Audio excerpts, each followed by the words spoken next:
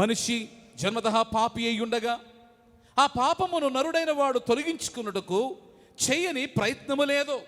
ఎన్నో యాగాలు యజ్ఞాలు చేయించు ఉన్నాడు, బలులను అర్పించుచు ఉన్నాడు. కానీ వాని యొక్క యత్నములో, వాని యొక్క ప్రయత్నములో అతడు సఫలీకృతము కానప్పుడు, దేవుని బిడ్డలారా, దేవుడే తన ప్రియకుమారుడైన క్రీస్తు యేసుని బలిదానముగా లోకములోనికి పంపుట మనము చూడగలుగుచు ఉన్నాము.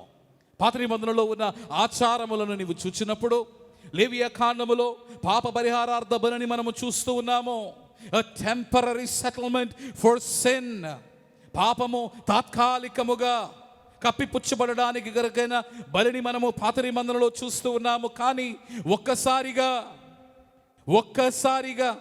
క్రీస్తు యేసు అందరి కొరకు తన రక్తమును చిందించి, అందరి కొరకు ఒక్కసారిగా బలి పశువుగా తాను మారి, నీ కొరకు నా కొరకు ఒక్కసారిగా పాపమంతటిని పరిహరించి ఉన్నాడని హెబ్రీ పత్రికలో పౌలు 7వ అధ్యాయము 27వ వచనములోనూ, ఆ తరువాత 9వ అధ్యాయము 22వ వచనము నుండి 27వ వచనం వరకు వ్రాసి ఉన్నట్టులో మనము చూడగలుగుచున్నది ఏమిటి అనగా, నీ కొరకు నా కొరకు దేవుని యొక్క ప్రణాళికలో క్రీస్తు యేసు బలి అయిపోతూ ఉన్నాడు.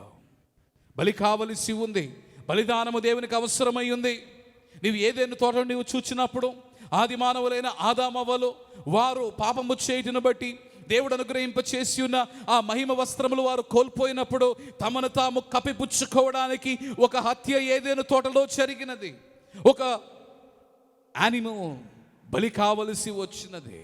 ఆ ఏదైనా తోటలో దేవుని బిడ్డలారా, పాపము కప్పబడడానికి ఒక పశువు బలి అయి ఉండగా, దేవుని బిడ్డలారా, ఈరోజు యావత్ మానవాళి యొక్క పాపము పరిహరింపబడడానికి మరి ఒక పశువు బలి కావలసి ఉంది. అందుకని యేసుక్రీస్తు ప్రభు కలిగి ఉన్న నామములో ఒక నామం ఏమిటి అంటే గొర్రె పిల్ల. ఎటువంటి గొర్రె పిల్ల అనగా, లోక పాపములను మోసుకొని పోవు దేవుని గొర్రె పిల్ల.